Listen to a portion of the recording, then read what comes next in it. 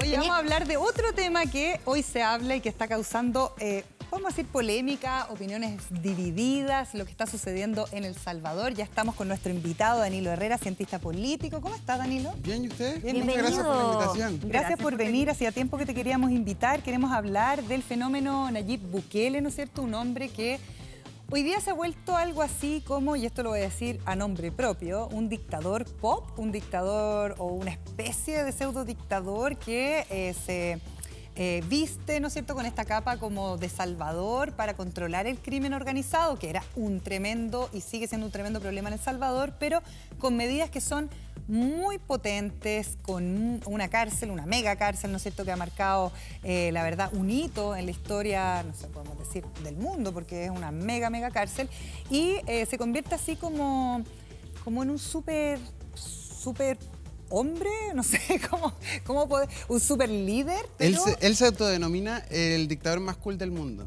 el dictador Me parece Él demasiado peculiar unir la palabra cool y dictador En todo una en uno frase. y enorgullecerse sobre eso. Qué Me parece ¿no? impactante. él se autodenomina así. Sí, de hecho lo puso en su bio de Twitter. Wow. Pero un poco burlándose de las críticas como las que tú mencionabas sobre su performance como presidente de El Salvador. Él no se reconoce como un dictador, eso está claro, pero cuando uno ve que, por ejemplo, cuando tenemos altos índices de inseguridad en nuestro país, la gente empieza a hablar acá en Chile de que podríamos tener una mega cárcel como la que hizo Bukele. Bueno, ¿cuáles son finalmente las percepciones que tenemos que tener claras? Que nos cuentes un poco de verdad cuál es la situación de El Salvador hoy. Sí, en breve, cómo llegaron los salvadoreños a Bukele es que hubo una guerra civil del 79 al 92, muy larga, mucha sangre corrió en El Salvador y terminaron migrando muchas personas a Estados Unidos. Ahí se crearon las maras, ahí se organizaron en California, en Los Ángeles en particular. Y después de la guerra civil del 92 terminaron dos partidos, uno de izquierda y uno de derecha, gobernando y alternándose el poder. ¿Qué terminó en eso? Terminó en corrupción. Los últimos 4 presidentes de El Salvador antes de Bukele están o fueron investigados por corrupción. Y ahí llega Bukele como El Salvador, como el único que los podía sacar de esa corrupción que tenían estos dos partidos de izquierda y de derecha. ¿Y este venía como independiente? Y él fue alcalde del partido de izquierda mucho tiempo, pero creó su propio partido que se llama Nuevas Ideas, que es un partido populista que entrega respuestas fáciles a problemas difíciles. Y ahora, y él fue electo en el 2019, pero en las elecciones del 2021 ganó. Ese partido nuevo tiene la mayoría en absolutamente todos, en los gobernadores, en los alcaldes, y tiene 2/3 del Congreso, de la Asamblea Legislativa de El Salvador. Entonces tiene el poder absoluto. Y no solo eso, sino que además el poder judicial también se lo tomó. Ya no hay independencias del Estado. Él sacó a muchos ministros de la Corte Suprema de allá y puso a los propios. También las Fuerzas Armadas están de su parte y como tiene el total dominio del poder en El Salvador, ahora va a cambiar la Constitución para poder reelegirse porque allá es inconstitucional la reelección. Y respecto a la crisis de seguridad que ellos tuvieron en un instante donde hubo mucho homicidio y que quizás por eso también la gente está buscando estas respuestas un poco facilistas de lo que pasó en Latinoamérica, ¿cómo es que llegó al punto donde logró bajar esos índices? Y que ahora lo ven como quizás un modelo a seguir, tomando en cuenta que también se cuestionan mucho sus métodos, donde incluso hay violaciones a los derechos humanos en estas cárceles. Si nos puedes contar un contexto de eso. Sí, en El Salvador el pic de homicidios fue el 2015. Ahí hubo más de 100 asesinatos cada 100.000 personas. En Chile, para que estimemos, Chile tiene la tasa de homicidios más pequeña de Latinoamérica, de 4,6 es el último número chileno. Y ese fue el pic de homicidio en El Salvador y que fue bajando considerablemente hasta el 2019, que llegó al 37%. Con eso 37 personas cada 100.000 habitantes. Y con eso recibió el país Bukele y hoy día están en 7,8. Está muy cerca de Chile, es impresionante. lo que ha hecho Bukele, claro, pero lo ha hecho vulnerando los derechos humanos de delincuentes y de personas comunes y corrientes. Exacto, porque estamos hablando de detenciones arbitrarias, sin procesos judiciales, después en las cárceles de un tremendo hacinamiento. Las personas tienen que dormir en camas sin colchones, tampoco hay camas para todos, los servicios higiénicos, agua disponible, muy escaso, e incluso los familiares de los que están detenidos tienen que pagar mensualmente para poderlos mantener en sus gastos básicos. Entonces, cuando uno tiene todo el poder para hacer eso, claro que suena fácil que las cifras bajen, pero ¿qué tan sostenible es ese método? Todas esas son las que tú mencionabas, Margot, son vulneraciones a los derechos humanos de las personas. Hoy día hay madres, esposas en El Salvador que sus hijos o sus maridos fueron detenidos arbitrariamente en el país y con el que no tienen comunicación hace un año, sin juicio justo.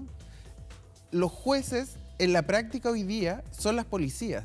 Las policías salen a la calle, detienen a personas aleatoriamente. Hay escritos policiales que dicen, lo tomamos detenido porque cuando nos acercamos estaba muy nervioso. Eso dicen. Yo también estaría nerviosa. Sí, claro. Entonces se están vulnerando. Pero ¿cuándo partió esto? Para responderle a la Coté, ¿cuándo partió esto? El 2022. En un solo fin de semana murieron 93 personas en estas peleas de pandilla, en estas peleas de las maras. Y en eso, ahí se tomó el presidente tomó la decisión. Yo me acuerdo de eso. El presidente tomó, 93 personas en un fin de semana. Horrible. Entonces, el presidente tomó la decisión de tener un estado de excepción. Algo así, mucho más fuerte que el estado de emergencia que vivimos hoy día en Chile. Y han seguido con el estado de excepción. Y siguen durante un año. En la última se actualiza, pasa por el Congreso cada 30 días, pero obviamente tiene 2/3 del Congreso, así que da lo mismo. Y en la última actualización esto partió en marzo del año pasado y la última actualización fue el jueves, que se volvió a aprobar, el jueves pasado se volvió a aprobar en el Congreso de El Salvador una nueva extensión de este estado de excepción y así vive El Salvador. Danilo. En estado de excepción permanente. Una pregunta, porque si bien está todo esto que está sucediendo, hablamos de las violaciones de derechos humanos, incluso sumar a que hay muchas personas que aparecen como desaparecidas simplemente, que no se tiene rastro de ellas. ¿Cómo se explica que haya una aprobación tan importante por parte de la ciudadanía a la gestión de Bukele, más allá de controlar, ¿no es cierto?, todo el tema de los homicidios, las maras? Y por otro lado, ¿qué pasa con los medios de comunicación? Porque vemos que Bukele es muy activo, por ejemplo, en Twitter, por lo tanto, hay otros países que también lo respaldan y uno ve que tiene respaldo de otras personalidades del mundo, digamos. Hoy día es el presidente con mayor aprobación del mundo, llega al 91% de aprobación. Es increíble lo que está haciendo y eso responde a lo mal que lo estaba pasando El Salvador durante muchos años. Por la guerra civil. Por la guerra civil, por el control de las maras, por la corrupción de los gobiernos anteriores. Entonces, Danilo, claro, disculpa, sí. pero tú mencionas un 91% y estamos hablando de un presidente que tiene control total, incluso de los medios de comunicación, del Poder Judicial. ¿Ese porcentaje en ese sentido da confiabilidad o es un porcentaje que han hecho organismos internacionales? ¿Tiene el control de los medios de comunicación? Eso es lo que yo te estaba Queda preguntando. un solo medio que se llama El Faro, que es el que ha estado haciendo la oposición desde los medios de comunicación. De hecho, antes de esta masacre, El Faro, un medio de comunicación de El Salvador, acusó a Bukele de tener acuerdos con las maras para disminuir las penas a los líderes de las maras y que ellos fueran a apoyar a su partido en las elecciones de 2021. Y algunos dicen, no hay pruebas de esto, pero las acusaciones del Faro, que es el único medio opositor, dicen que por eso arrasó en las elecciones del 2021 y luego ocurre esta masacre y todo vuelve a foja cero. Pero también, bueno, hay medidas que son bastante populistas y que por supuesto que el tema de la seguridad es cuando la gente también siente más un poco ese apoyo. De hecho, incluso hay un videojuego que imita un poco como el accionar de Bukele, casi como un... ¿cómo se llama este? No, el de a los autos. ¿Cómo se llama este juego? ¿Un GTA? O el GTA, como un Pero GTA, como pero inspirado Fortnite, en Bukele. Es sí. más bien, Es una medida un poco populista también. No vengo aquí a ser un crítico de videojuegos, pero es más bien un Mario. Es un Ah, un Mario, Mario. ahí está. Un Mario. Es como un Ok. Mario, un juego de plataforma. Pero de muerte. Sí, pero igual, o sea, si finalmente este tipo de elementos empiezan a pasar es porque también se ve un poco ese apoyo quizás de la ciudadanía. Sí, solo aclarar que este videojuego es elaborado por la juventud de su partido. Ajá. Entonces, Ok. más propaganda Ajá. Claro. de Bukele hacia él mismo. Eso es Ese- Se ve bien inocentón igual el juego, a pesar de todo. Eso es propaganda como Sí. cuando uno veía, perdonen lo que voy a decir, pero estaba viendo un documental respecto a todos los grandes dictadores del mundo y cómo la propaganda tiene siempre más o menos los mismos esquemas respecto a ciertas cosas que son reconocibles, asuntos que son un poco más pop, por decirlo de alguna forma, y por lo tanto eso claramente es una propaganda como lo fue, o sea, en la época de los nazis. O sea, el 90% de la aprobación se entiende por la propaganda que tiene Bukele, que yo la separaría en 4 puntos. Él, como lo hablamos fuera de cámara, que Bukele es una autocracia, que es el poder está solo en él. Entonces, los 4 ejes de su propaganda es él, Bukele, claramente. Después, él como defensor de Dios, una población muy, muy católica, el tema religioso es muy, muy importante. Después está el pueblo, al que le ha hecho al que ha ayudado tanto en estos últimos tiempos, entre ¿Y comillas. les pasa bien entre subsidios? comillas. ¿Les pasa subsidios también? No, la pobreza es otro temazo. Y el cuarto es las Fuerzas Armadas, que siempre han estado luchando, entre comillas, contra las maras durante décadas. Y hoy día, con el supuesto respaldo que tiene del presidente, están ganando esta pelea. Pero, de nuevo, haciendo súper énfasis que vulnerando los derechos humanos de cada uno de los salvadoreños. ¿Cuáles son los índices de pobreza que tiene El Salvador? Muchísimo. Es uno de los países más pobres de Latinoamérica y aún eso no se soluciona. Además, ha tomado otras medidas populistas como hacer legal el Bitcoin, una criptomoneda, en El Salvador para hacerse más popular entre los jóvenes. Y de hecho es el primer país, creo que en Latinoamérica lo tiene como Pero una moneda. No funcionó ni Danilo, para atrás. No ha funcionado y no además funcionaba para la criptomoneda se están yendo al suelo. Pero entonces ahora también subió es un problema, sí. con la Oye, crisis de los Danilo, ¿qué es bancos. lo que pasa? Porque también, bueno, estoy mirando en Twitter y en Twitter hay opiniones muy diversas respecto a los derechos humanos y lo que pasa con los delincuentes, ¿cierto? Y está este pensamiento de por qué se le tiene que respetar los derechos humanos a personas que han cometido delitos. Bueno, por supuesto porque son personas. ¿Cuál es el sentimiento de las personas que están en El Salvador sobre las violaciones de los derechos humanos en las cárceles y todos estos procesos? Hay un poquito de mirarse al ombligo también, porque si a ti no te detienen o a un familiar tuyo no te detienen, claramente hay menos delincuencia. El problema es que esas personas son potenciales detenidos en este estado de excepción, donde se te van a, por asustarse, como te decía antes, por asustarse porque viene una policía, se van detenidos y en un año la familia no sabe de ellos y no tienen comunicación alguna en estas grandes cárceles que ha construido otra medida populista. Ahora estamos pensando en todos los derechos humanos, en este caso, por otro lado, el legítimo interés de la población de no estar sometida a corrupción y delito. Pero ¿qué pasa con los organismos internacionales? ¿Tienen algún tipo de injerencia en lo que está pasando ahí? Y vuelvo a la pregunta que hice hace un rato, ¿es sostenible este sistema de encarcelamiento? Porque va a empezar, supongo, a levantarse la voz de todas las personas que han sido afectadas, sus familiares. Sí, o sea, todos los organismos internacionales y organismos de derechos humanos están en alerta, han puesto la alerta desde que llegó al poder.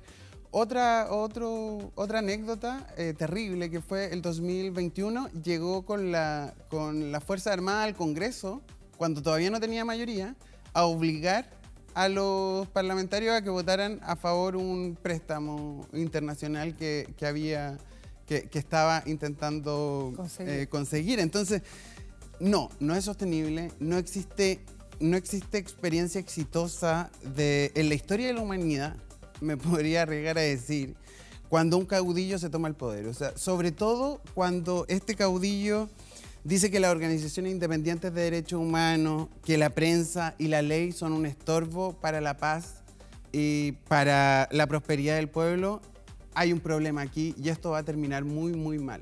Danilo, es poco plausible, ¿no es cierto?, que una persona que tiene todo el poder y todo el control, ¿no es cierto?, de los jueces, de lo legislativo, etcétera, no sea corrompible, además. Claro. O sea, que no se ponga corrupto, ¿no?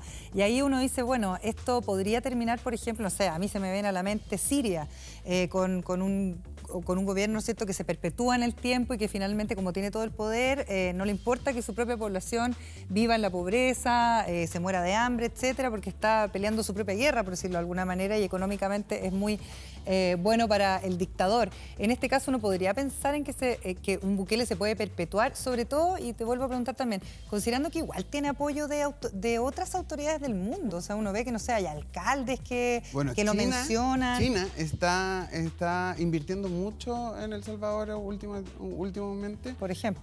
Honduras quiere hacer lo mismo. Claro, por la presidenta de Honduras tiene otro grave problema de delincuencia, también con pandillas, y también están intentando imitar. Aquí en Chile tenemos un diputado también que llama al Bukele chileno y lo está intentando imitar. Claro, pues ese es el populismo que funciona. Venezuela, la crisis venezolana que lleva décadas, también terminó con una crisis de los partidos gobernantes. Llegó Chávez en una elección democrática y terminó en lo que terminó. Exacto. Y de ambos lados, o sea, Bukele era parte del partido de izquierda, pero hoy día tiene políticas de ultraderecha en su país y da lo mismo, porque el populismo es populismo al final. ¿Y qué tan peligroso, Danilo, es un poco para nuestro país estar mirando este tipo de medidas que también son muy populistas y que prometen cosas que no pueden ser aplicadas acá? Las crisis de seguridad, las crisis económicas y las de seguridad son muy buenas para la crisis, para los líderes populistas. Ayudan a que crezcan estos líderes populistas. Entonces, ¿cuál es el desafío de la política chilena, del gobierno y del Congreso, oficialismo y oposición? Es que avancemos en soluciones legislativas y de política pública para solucionar estos problemas antes que llegue un Bukele a prometer soluciones mágicas que son una mentira y son un peligro para la vulneración de los derechos humanos nuestros y de los delincuentes, pero nuestros por sobre todo. Danilo, hay una pregunta ahí que es más bien una aseveración y yo no sé cuánto podemos decir en cuanto a las cifras oficiales, ¿no? Porque no conocemos. Dice, solo el 28% de los encarcelados son delincuentes y el resto con seguridad y opositores políticos. ¿Se sabe algo de eso? Hay un problema en El Salvador que no hay cifras. ¿Por qué? Porque las personas que las toman detenidas asustadas en las calles no saben en qué cárcel están, no tienen comunicación, no tienen derecho a abogado, no tienen juicio. No hay información pública. No hay información pública. ¿Cómo pedir información de cifra de China? Entonces no sabemos.